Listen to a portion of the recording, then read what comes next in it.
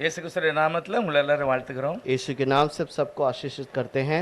இந்த மாலை வேளையில நாம் கர்த்தருடைய வார்த்தையை தியானிக்கலாம். इस शाम के समय पे हम प्रभु के वचन को ध्यान करेंगे। அப்போஸ்தலர் 8வது அதிகாரம் प्रेरितों का 8वां अध्याय 29வது வசனத்தை வாசிக்கிறோம். और उसका 29वां वचन पढ़ेंगे।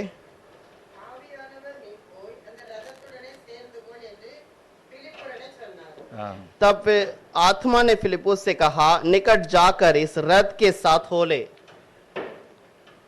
பரிசுத்த ஆவியானவர் பிலிப்பு அப்படிங்கிற ஒரு தேவனுடைய மனுஷனோடு பேசுகிறார். और पवित्र आत्मा फिलिपुस करके एक व्यक्ति के नाम व्यक्ति से बातें करता है। கடந்த வாரத்தில் நம்ம பார்த்தோம், पिछले हफ्ते में हमने देखा था அவர் ஒரு கிராமத்துல போய் பிரசங்கம் பண்ணுகிறார். और वो एक नगर पर जाकर प्रचार करता है। சமாரியாவுல போய் பிரசங்கம் பண்ணார். समारिया में जाकर प्रचार करता है। நிறைய பேர் அவருடைய பிரசங்கத்தை கேட்டு ரட்சிக்கப்பட்டார்கள். बहुत सारे लोगों ने उसके प्रचार को सुनकर उद्धार पाए। நடக்க முடியாத ஒரு மனிதன் நடந்தான். और जो चल नहीं पाता था वो व्यक्ति चलने लगा। அநேகர் விசுவாசித்து ஆண்டவருடைய வார்த்தையை ஏற்றுக்கொண்டார்கள். और बहुत सारे लोगों ने विश्वास किया और प्रभु के वचन को स्वीकार भी किया। சீமோன் என்கிற ஒரு மந்திரவாதியும் கூட ஆண்டவரை ஏற்றுக்கொண்டான். सीमोन नामक एक जादू करने वाले ने भी प्रभु को भरोसा किया। அடுத்து பைபிள் சொல்லுகிறது, சமாரியா விட்டு இன்னும் நிறைய கிராமங்கள்ல போய் ஊழியம் செய்தார். और एक जगह पर लिखा है कि और समारिया के बाहर जाकर बहुत सारी जगह पर वो प्रचार करने लगा। இன்னைக்கு அதுக்கு பிறகு என்ன நடந்ததுக்கு தியானிக்கலாம். आज उसके बाद क्या क्या हुआ है उसके बारे में ध्यान करेंगे। 26வது வசனம் சொல்லுகிறது, 26वां वचन में लिखा है,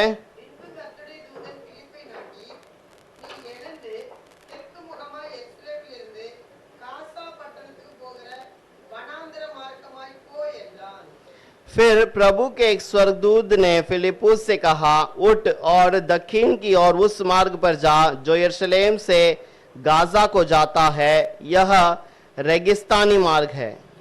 अच्छा, இன்னைக்கு நம்ம பார்க்கிறது எருசலேம்ல இருந்து காசா பட்டணத்துக்கு போகிற ஒரு வழி. और यरूशलेम से गाजा नगर पर जाने वाला एक रास्ता। இப்ப अங்க சண்டை நடக்கு. अब वहां पर लड़ाई चल रही है। எல்லாருக்கும் தெரியும், காசால தான் நிறைய ஜனங்கள் அழிக்கப்பட்டிருக்கிறார்கள், வீடுகள்லாம் உடைக்கப்பட்டிருக்கு. और अब हम जानते हैं कि गाजा में बहुत सारे जो घर तोड़े गए हैं, बहुत सारे लोग मर गए वहां पर। அது ஒரு பெரிய வழி. वो एक बहुत बड़ा रास्ता है। இப்ப காசால என்ன நடந்துங்கன்னு நம்ம தியானிக்க போறோம். गाजा में क्या हुआ था उसके बारे में हम ध्यान நம்ம करेंगे। ஜெபம் பண்ணுவோம், இந்த வார்த்தை நமக்கு விளங்கும்படி. इस वचन समझने के लिए प्रार्थना करेंगे। பரிசுத்தமுள்ள இயேசுப்பா ஸ்தோத்திரம். पवित्र प्रभु धन्यवाद। பிலிப்போடு பேசின ஆண்டவர், फिलिपुस से बातें करने वाले அந்த प्रभु, மந்திரியோடு பேசின वो ஆண்டவர், मंत्री से बात करने वाले நம்முடைய प्रभु, வசனம் ஜீவனுள்ள சாட்சியாக இருந்தது. आपका वचन जीवित गवाही है। வாசிக்கிற மனிதருக்கு நீர் பேசும்படி செயல்படுகிறீர். और वचन पाठ पढ़ने वाले को प्रभु आप कार्य करते हैं। நாங்களும் இந்த வார்த்தைகளை வாசிக்கிறோம். हम भी इस वचन को पढ़ रहे हैं நாங்களும் அதை கற்றுக்கொள்ள புரிந்து கொள்ள ஆவியானவர் எங்களுக்கு கற்றுக் கொடுக்கும்படி நாங்கள் கேட்கிறோம். और आप भी हमें समझने के लिए प्रभु आप मदद कीजिएगा। இயேசு கிறிஸ்து நாமத்தினால பிதாவே, यीशु के नाम से मांगते हैं पिता, आमीन। आमीन। இன்னைக்கு நம்ம என்ன பார்க்கணும்னா, ஒரு எருசலேம் இருந்து காசா. अब यहाँ पर हमें क्या देखना है, यरूशलेम से गाजा की ओर की रास्ता। இப்போ அந்த அந்த அந்த வழியில ஒரு மனுஷன் ஒரு ரதத்துல போய்கிட்டு இருக்கிறார். उस रास्ते पर एक व्यक्ति रथ पे जा रहा है। அவர் வந்து கந்தேகே என்கிற ஒரு ராணிக்கு ஒரு மந்திரி. और वो यहाँ पर एक कंदाके का मंत्री है।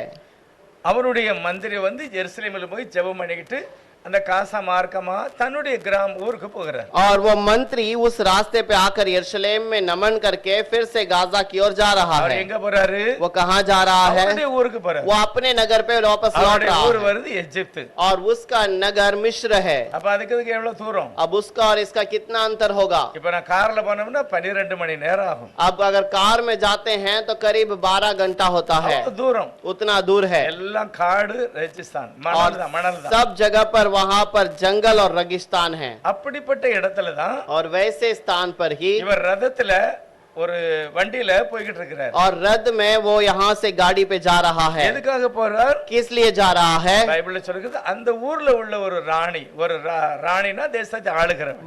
बाइबल में लिखा है उस देश की जो रानी है, அவள் தான் அந்த மந்திரியை அங்க அனுப்பியிருக்காங்க. और उसी ने इस मंत्री को भेजा है। கொஞ்சம் பணம் கொடுத்து, थोड़े पैसे देकर, அவனுடைய செலவுக்கு பணம் கொடுத்திருக்கா. उसके खर्च के लिए पैसे दिए। நேரா எருசலேமில் போய் எனக்காகவும் என்னுடைய ஜனங்களுக்காகவும் நீ ஜெபம் பண்ணணும். और सीधे यरूशलेम में जाकर हमने हमारे लिए और हमारे प्रजा के लिए प्रार्थना करके आजा।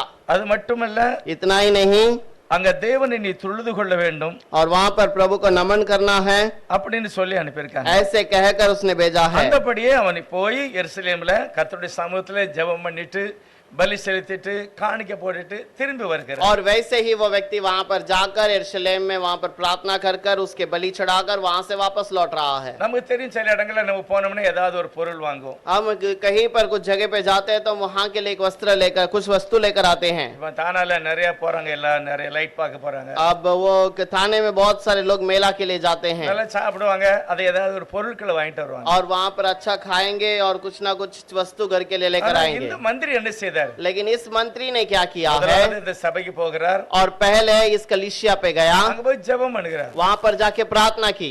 எதனால அங்க போறாரு? क्यों वहां पर जाकर प्रार्थना करता கர்த்தருடைய है? நியாய பிரமாணம் சொல்லுகிறது, प्रभु का व्यवस्था कहता है கண்ட இடத்துலயும் நீங்க ஆராதிக்க கூடாது, तू अपने मर्जी से कहीं पर भी प्रभु की आराधना न करना, என்னுடைய நாமம் விளங்குகிற அந்த தேசத்துல தான் நீங்க போய் ஜெபம் பண்ணணும். मेरा नाम जहां पर बोला जाता है उसी स्थान पर जाकर प्रार्थना करना। அதுக்காக தேவன் தெரிந்து கொண்ட ஸ்தலம் ஜெருசலேம். और इसके लिए प्रभु का चुना हुआ स्थान यरूशलेम है, இது மகாராஜாவின் நகரம். और वह महाराजाओं का नगर है। அங்கதான் அந்த ஆலயத்து பக்கத்துல ஆண்டவராகிய இயேசு சிலுவையில் அடிக்கப்பட்டார். और उसी नगर के आसपास में प्रभु यीशु क्रूस पर मारा गया था, அங்கதான் தேவனுடைய உடன்படிக்கை பெட்டி இருந்தது. और वहां पर ही प्रभु का वाचा का संदूक था। நிறைய ஆசாரிகள், பல ஆயிரமான ஆசாரியர்கள் அங்க தினமும் காலையிலயும் சாயங்காலம் ஆராதிக்காங்க. और बहुत सारे याजक वहां पर सुबह और शाम आराधना करते हैं। தெய்வ சமுத்திரம் எப்பவும் துதி ஸ்தோத்திரம் இருக்கிறது. प्रभु के समूह में हमेशा स्तुति और आराधना होती है। அங்க சாலமன் ராஜா கட்டின ஒரு மகிமையான ஆலயம். वहां पर सुलेमान राजा की ओर से बनाया गया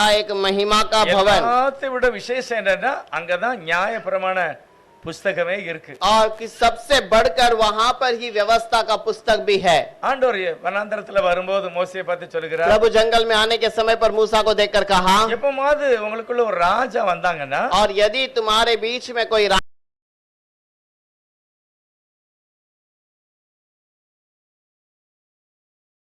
और किस लिए वहां पर है, யாரு அந்த ஆண்டவரை புரிந்து கொள்ள வேண்டும் என்று நினைக்கிறார்களோ அவங்க அதை வாசிட்டு जो प्रभु को समझना चाहते हैं वो उस पुस्तक को लेकर पढ़ते हैं। இப்ப இந்த மந்திரி போனாரு, और ये मंत्री गया, ஆண்டவருடைய நாமத்தை ஆராதித்தார், प्रभु के नाम को आराधना किया, பலி செலுத்திருப்பாரு, बलिदान चढ़ाया, அங்குள்ள ஸ்டோர்ல போய் ஒரு புஸ்தகத்தை வாங்குகிறார். और वहां पर जो दुकानों में जाकर वो पुस्तक में से एक खरीद लिया। சபைக்குள்ள தான் இருக்கு. वो कलीसिया के अंदर ही है।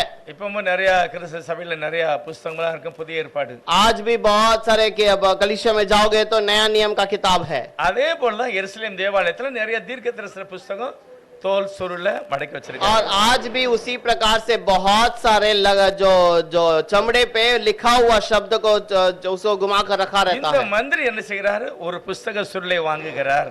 और ये मंत्री वहां पर जाकर एक पुस्तक को ले लिया। எல்லா வேலையெல்லாம் முடிச்சிட்டு सारे काम पूरे हो गए। தன்னுடைய ஊருக்கு திரும்பி வரார். अब अपने गांव में लौट कर आ रहा है। அப்படி வரும்போதுதான் वैसे आने के समय पर அவர் வாங்கி அந்த ரதத்துல உட்கார்ந்து வாங்கின புத்தகத்தை வாசிக்கிறார். और वो रथ में वो जो खरीदा था उस पुस्तक को निकाल कर पढ़ रहा है। ஏசாயா தீர்க்கதரிசனம் முழுவதும் இல்ல. एशाया किताब का सारा वचन उसके अंदर नहीं है। ஏசாயா தீர்க்கதரிசி 53வது அதிகாரத்தை அவர் வாங்கிட்டு வரார். एशाया का 53वां अध्याय का जो पुस्तक है उसे वो लेकर आता அந்த है। ரதத்துல போகும்போது வாசிக்கிறார். उस रथ पे जाने के समय पर उसे पढ़ता है। அவருக்கு ஒரு ஆசை அதை புரிந்து கொள்ள வேண்டும். और उसकी एक इच्छा है वो पुस्तक पढ़ने के समय पर उसे समझना भी चाहिए। அந்த புத்தகத்துல என்ன எழுதி இருக்கு அப்படி? उस पुस्तक पे क्या लिखा है ऐसे? அவர் வாசிக்கும் போது என்ன எழுதி இருக்கு அப்படின்னா, वो वचन में क्या लिखा है? அவன் வாசிக்கிற வேத வாக்கியம் என்னவென்றால், और वो पढ़ने के समय पर वो उसका वचन पर क्या लिखा था? அவர் ஒரு ஆட்டுக்குட்டியை போல அடிக்கப்படுவதற்கு கொண்டு போகப்பட்டார். और वो एक मेमने के समान उसे मारने के लिए ले गए।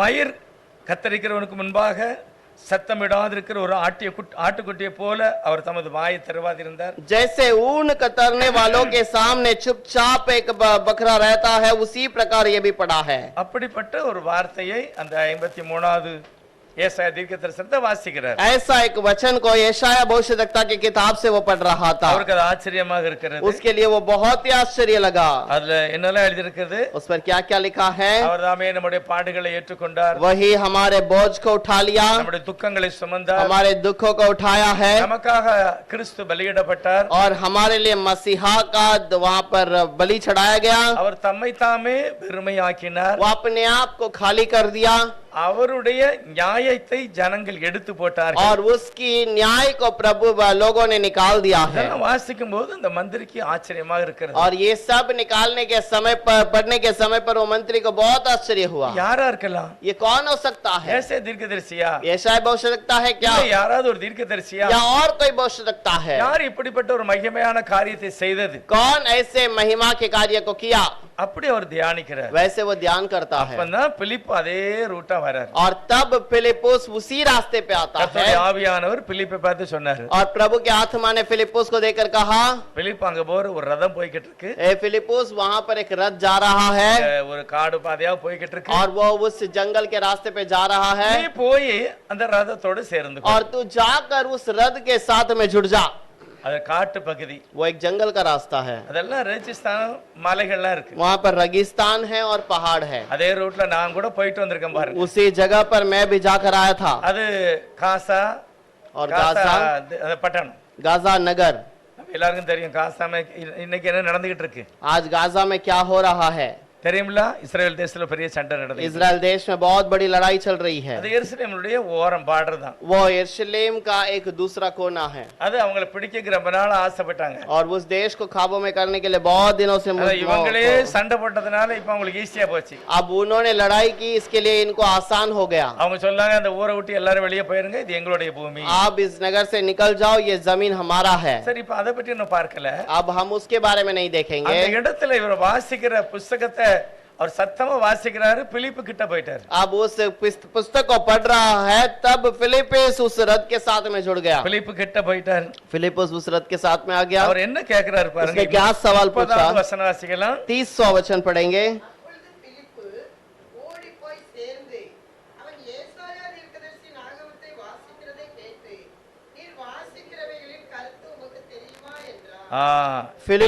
பிலிப் கிட்ட போயிட்டார். फिलिपुस उसके पास पहुंच गया। இப்ப ரதத்தில் இருக்கிறவர் பைபிள் வாசிக்கிறார். अब रथ में बैठा हुआ व्यक्ति वो कलाम को पढ़ रहा है। பிலிப் கேக்குறாரு, நீ வாசிச்சல உனக்கு புரியுதா? फिलिपुस पूछता है, तू जो पढ़ रहा है उसे समझ में आ रहा है? அவர் சொல்றாரு, எனக்கு புரியல. उसने कहा, मुझे समझ में नहीं आ रहा। யாராவது சொன்னா தானே எனக்கு தெரியும். कोई मुझे समझाएगा तो ही तो मैं समझ पाऊंगा। அப்ப இந்த மந்திரி யாரு? अब ये मंत्री कौन है? அவர் யூதர் அல்ல, वो यहूदी नहीं है। ஒரு நாளும் பைபிள் வாசிக்கல. उसने कलाम को कभी नहीं पढ़ा। இப்பதான் அவர் வாசிக்கிறாரு. अब वो पढ़ रहा है। நம்முடைய தெய்வத்தை பற்றியும் அவருடைய மகிமையை பற்றி அவருக்கு தெரியாது. अपने प्रभु के बारे में, अपने महिमा के बारे में उसने देखा। ஆகவே ஒரு ஆச்சரியத்தோட, எனக்கு யாராவது சொன்னா தான் தெரியும், और कोई मुझे उसे समझाएगा तो ही तो पता चलेगा। அப்படி சொன்ன உடனே பிலிப் சொல்றாரு, நான் உனக்கு சொல்லி தரட்டுமா? वैसे कहते ही फिलिपुस ने कहा, क्या मैं उस बात को समझाऊं? மந்திரி உடனே வண்டியை நிறுத்தி, मंत्री ने कहा, तुरंत गाड़ी को रोको। வாங்க வாங்க என் மேல உங்க வண்டியில உட்காந்துங்க, आप मेरे गाड़ी पे बैठ जाओ और मुझे समझाओ। ஏசாயா 34:16 வசனம் சொல்லுகிறது. और यशायाह की किताब 56 के अंदर 14 वचन में लिखा है, 16 வசனம். 16 वचन। என்ன எழுதிருக்குன்னா, इस पर क्या लिखा है?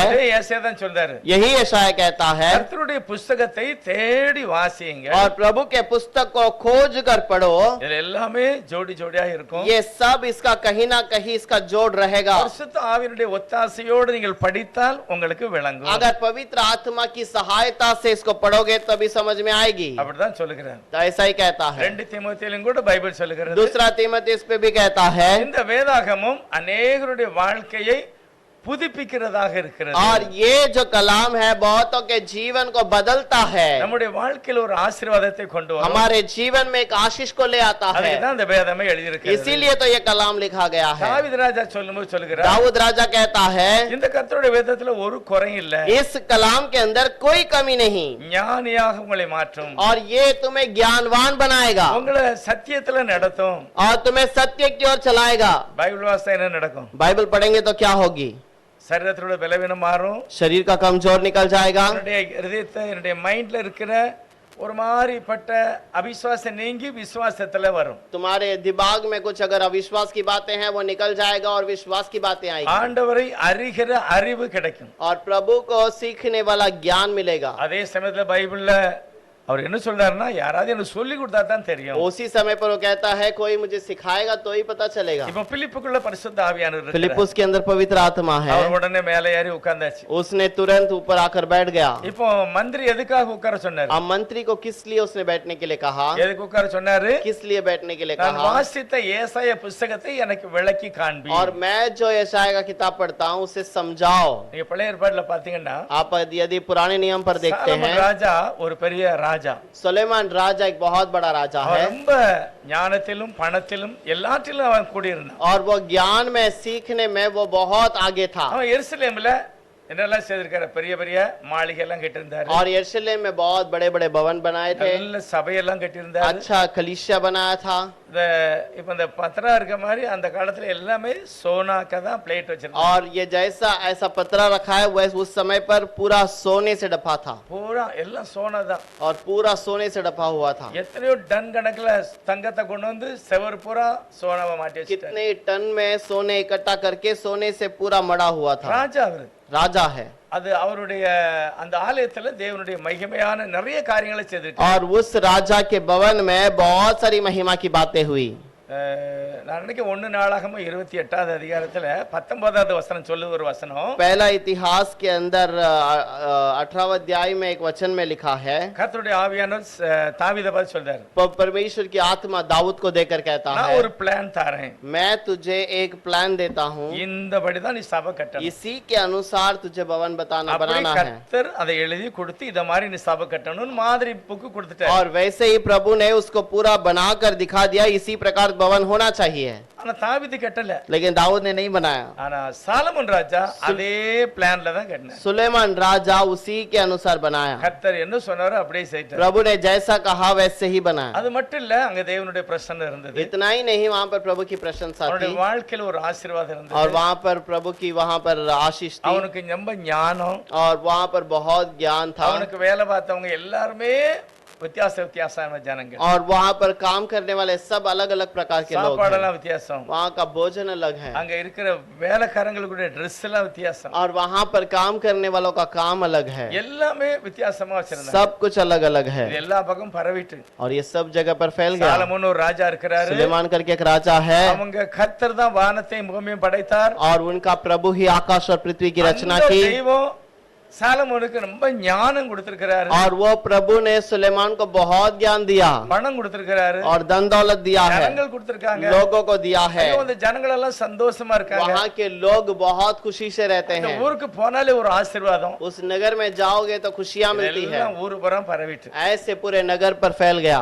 இந்த இப்ப மந்திரி போறாருல ஒரு ஊருக்கு. अब ये जो मंत्री उस नगर पर गया, எந்த ஊருக்கு போறாரு? कौन से नगर पर गया? எத்தியோப்பியான்னு போட்டிருக்கு, अதாவது எகிப்துக்கு போறாரு. वो एथियोपिया करके लगा है, यहाँ पर ये मिस्र देश में गया। இதே ஊர்ல இருந்து தான் ஒரு ராணி அந்த காலத்துல और इसी नगर से एक रानी उस समय पर அதே அந்த எருசலேமுக்கு போகிறார். वो यरूशलेम को वापस लौटती है। இந்த மந்திரி எதுக்கு போனாரு? ये मंत्री क्यों गया था? ஜெபம் என்ன? प्रार्थना करने, ஆசீர்வாதத்துக்காக, आशीष के लिए, சமாதானத்துக்காக. समाधान के लिए। ஆனா அந்த ராணி எதுக்கு போனா தெரியுமா? लेकिन वो रानी क्यों गई थी सोलोमन? ஓ, அங்க ஒரு மகிமையான தேவனுடைய சபை और இருக்கு. वहाँ पर प्रभु का एक भवन है। அந்த ராஜாவை கர்த்தர் அபிஷேகம் वहाँ பண்ணிருக்காரு. का राजा को प्रभु ने अभिषेक किया அதை है, போய் பார்க்கணும். उसे जाकर அந்த देखना है। தேவன் எப்படிப்பட்டவர், और वो प्रभु कैसा है, அந்த ஆலயம் எப்படிப்பட்டது, वहाँ का भवन कैसा அந்த है, ராஜா எப்படி, वहाँ का राजा कैसा है। எல்லாருமே சொல்றாங்க ரொம்ப ஃபேமஸ்னு சொல்றாங்க. और सब लोग कहते हैं वो राजा बहुत अद्भुत है, அதனால இந்த ராணி என்ன செய்தா? வாரா. और इसीलिए वो रानी वहाँ पर आती है எல்லா வேலையும் ஒதுக்கி வச்சுட்டு வாரா. और सारे काम को दूर करके वहाँ से आई। வேற இங்க வந்து பார்த்தாச்சுன்னா और जब यहाँ पर आकर देखी, அவ சொல்றா, ஐயோ எவ்வளவு மகிமையா இருக்கிறது, और वो कहती है कितना महिमा की बात है, இதை நான் கொஞ்சம் கூட எங்க ஊர்ல நான் और கேள்விப்படல. इसके बारे में थोड़ा भी मैं मेरे गांव में सुनी नहीं। நான் கேள்விப்பட்டதெல்லாம் சத்தியம், உண்மைதான். मैं जो भी सुनी है ये सब सच है। சாலமன் ராஜாட்ட போய் பேசுகிறது, सुलेमान राजा से बातें करना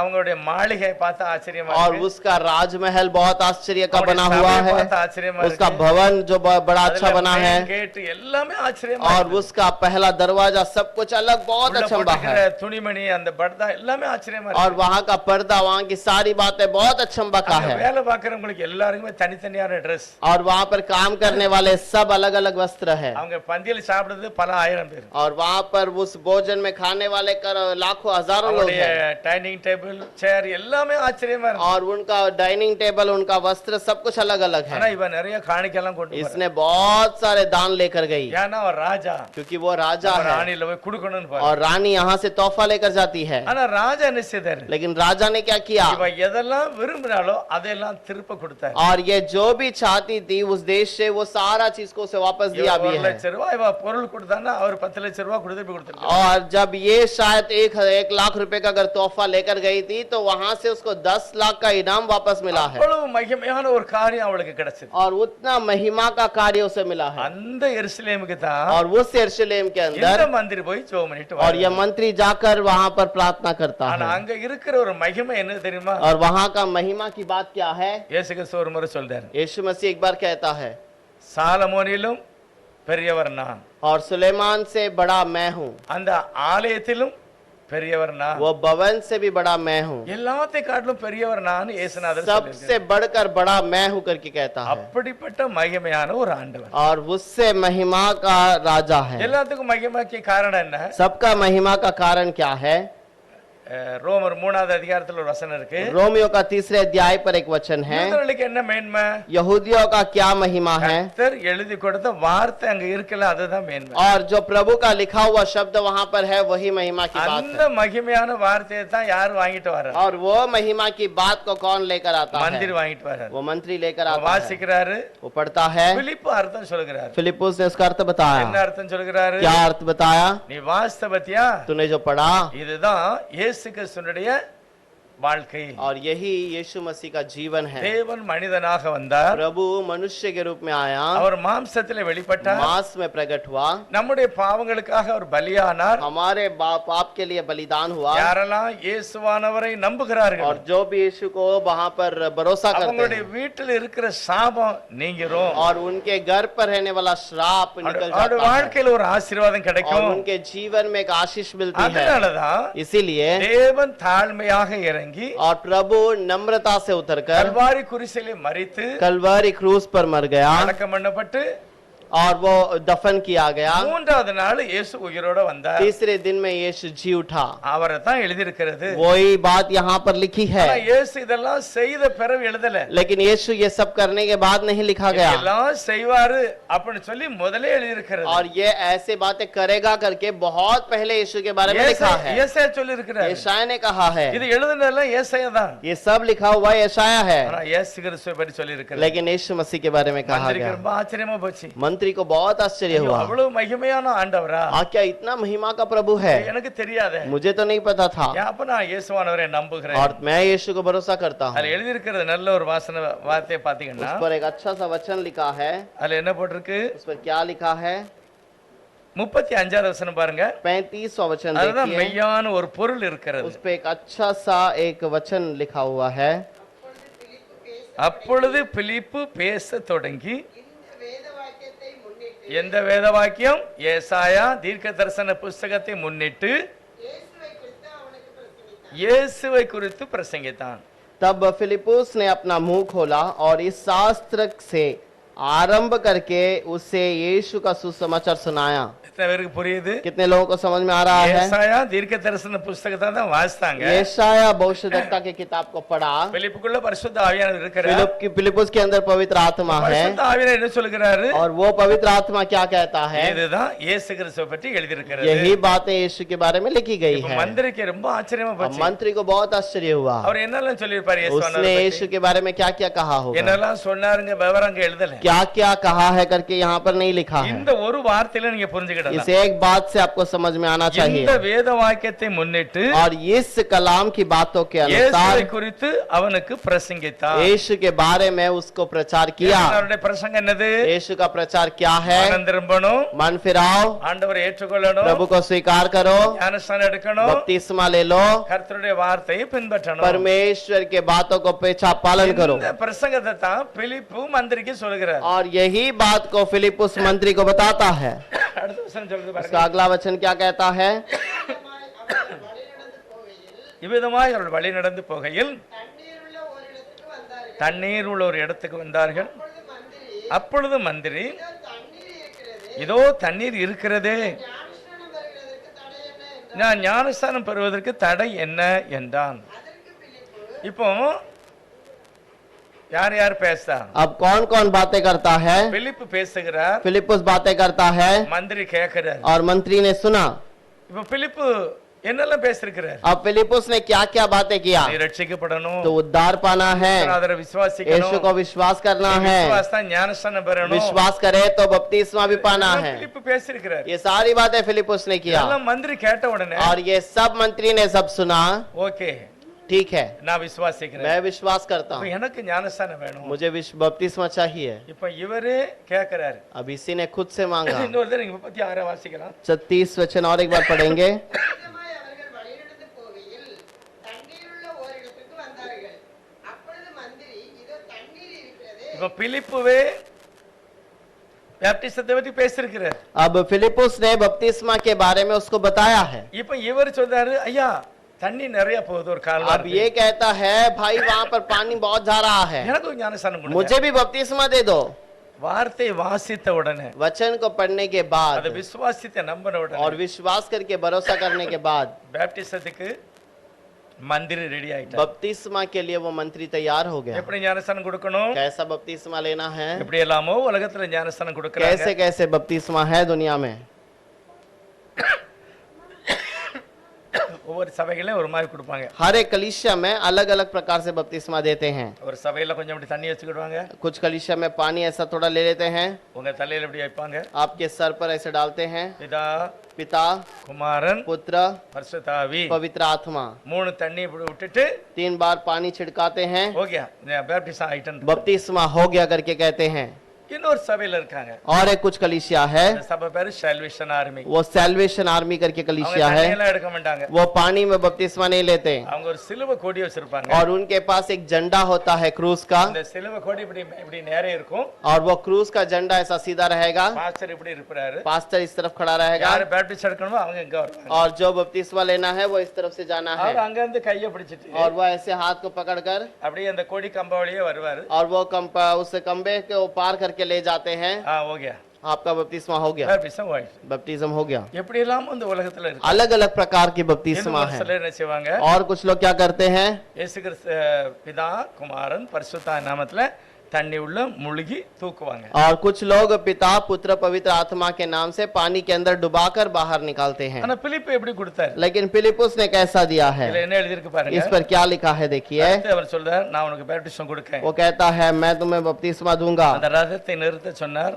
और वो रथ को रुकाया, 2 பேரும் அந்த தண்ணி உள்ள இறங்குதாங்க. दोनों पानी में उतर गए। பிலிப்பு அவருக்கு ஞானஸ்தானம் கொடுத்தார். फिलिपुस ने उसे बपतिस्मा दिया எப்படி है கொடுத்தாருங்கிறது நல்ல விவரமா இல்ல. और इस वचन में ठीक से नहीं लिखा है कि कहाँ कैसे சரி, बपतिस्मा இதே दिया है। புத்தகத்தை நம்ம வாசிக்கலாம். इसी पुस्तक पे आगे पढ़ेंगे, அப்போஸ்தலர் 10வது அதிகாரம் प्रेरितों का 10वां अध्याय 48ல நம்ம தமிழ்லையும் 48 இங்க இந்தியிலையும் வாசிக்கலாம். 48वां वचन को पढ़ेंगे। நல்லா கவனிங்க.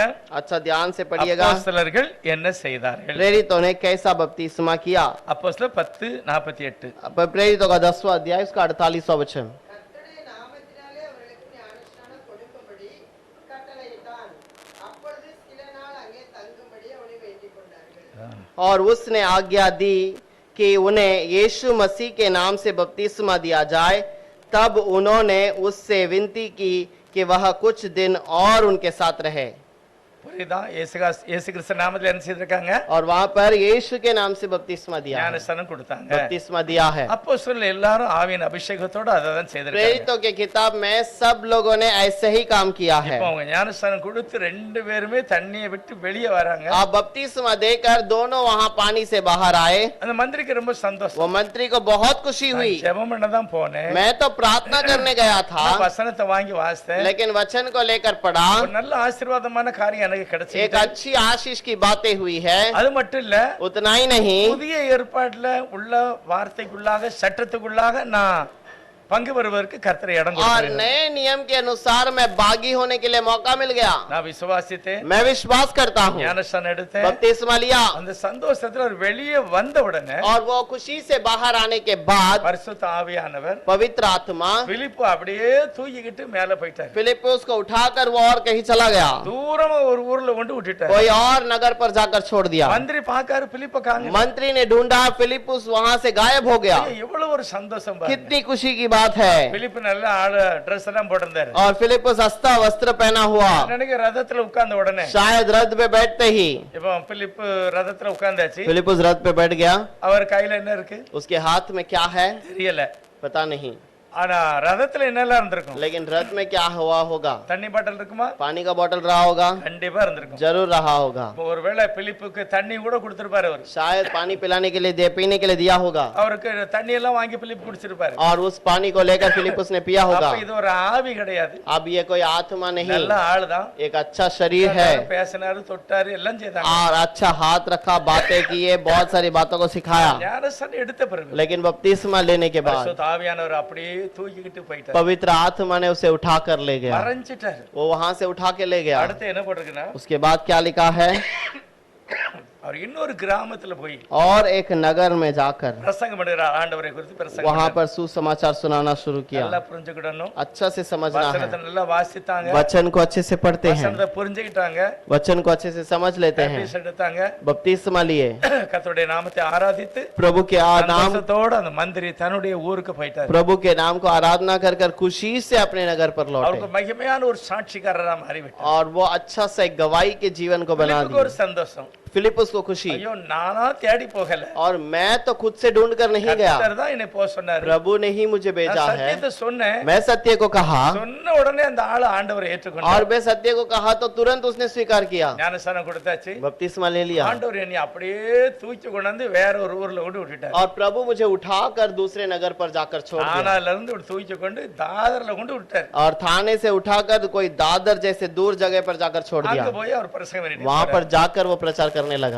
இத போல யாருக்கும் கிடைக்காத ஒரு சான்ஸ் और किसी को ऐसा मौका नहीं मिला, மந்திரிக்கு கிடைச்ச சான்ஸ், इस मंत्री को मिला है। பிலிப்புக்கு கிடைச்ச அற்புதமான ஒரு சாட்சி. फिलिप को मिला हुआ एक अद्भुत गवाही। இதுல முக்கியமாக வருகிறது என்னது? इस पे सबसे मुख्य बात क्या है? கர்த்தருடைய வார்த்தை, और वो प्रभु का वचन है, இயேசு கிறிஸ்துடைய தியாகம். और यीशु मसीह का जो अर्पण। அதே வேதாகமத்தை நம்ம வாசிக்கிறோம். कलाम को बहुत पढ़ते हैं, பிலிப்புக்கு பேசின ஆண்டவர் நம்மளோடு பேசணும். फिलिपुस से बातें करने वाला प्रभु हमसे भी बातें करता है। நம்மளோடு கர்த்தர் என்ன செய்யணும்? விளங்க வைக்கணும். வசனத்தை हमें விளங்க प्रभु வைக்கணும். उस वचन को समझाना चाहिए। வசனம் விளங்கும் போது ஒரு பெரிய விடுதலை, ஒரு ரட்சிப்பு, वचन समझने के समय पर एक बहुत बड़ा छुटकारा, ஒரு उद्धार, சந்தோஷம். एक खुशी, காரணம் அந்த உண்மையை நான் விளங்கிக்கிட்ட ஒரு சந்தோஷம். और वो सच्चाई को जानने के समय पर खुशी है। நமக்கு அந்த ஆசையோட வாசிக்கணும். हम भी वैसे इच्छा से पढ़ना है। எப்படி அந்த பிலிப்பு போய் அவருக்கு செய்தி சொல்லி பேப்டிசம் கொடுத்து அந்த மனிதனை சந்தோஷமா அவங்க கிராமத்துக்கு அனுப்பி வச்சிட்டாரு. कैसे वो फिलिपुस ने वो समाचार को सुनकर खुशी से वो उसके नगर को लौट गया அதுல है। எழுதியிருக்கிறது, அவன் தண்ணீரிலிருந்து கரையேறின உடனே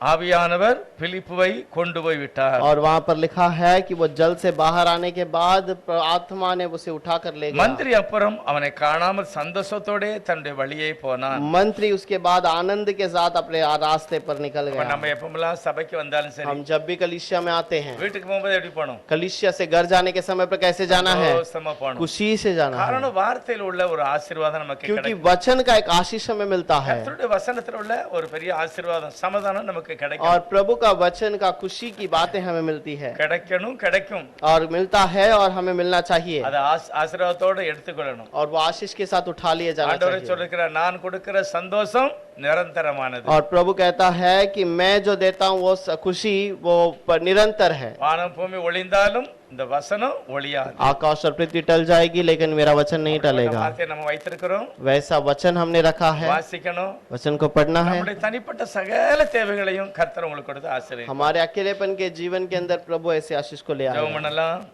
प्रार्थना करेंगे। பரிசுத்த இயேசுவுக்கு நன்றி. पवित्र प्रभु को धन्यवाद। அருமையான பிலிப்பு தேவனுடைய மனுஷர், और फिलिपुस प्रभु का व्यक्ति है।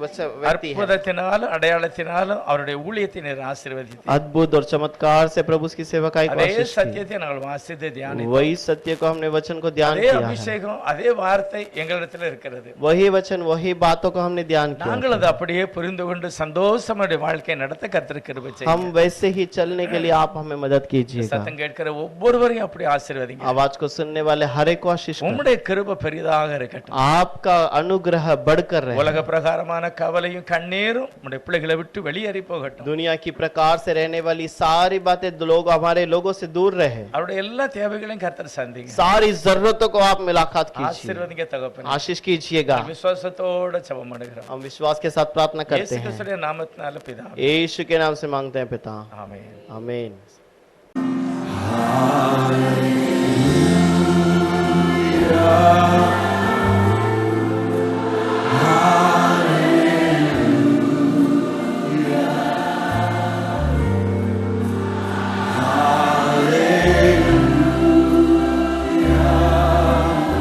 Thank you, Jesus. Hallelujah.